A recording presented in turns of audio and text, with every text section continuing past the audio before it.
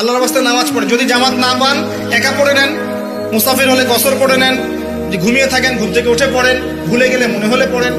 অজু করার কোনোই ব্যবস্থা নাই, না বাটি আছে না পানি আছে, কিচ্ছু নাই, এমন একটা জায়গায় আপনি আছেন, বিনা অজুতেই নামাজ পড়তে হবে, কিছু করার নাই, তাও নামাজ বাদ দেওয়া যাবে না।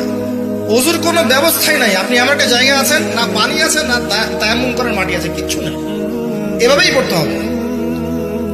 মনে করেন আপনার সতর থাকতে হয় না, এমন একটা জায়গা আছেন আপনি কিচ্ছু নাই পড়ার মতো, আপনার কোনো পোশাকই নাই, কি করবেন? নামাজ পড়বেন না?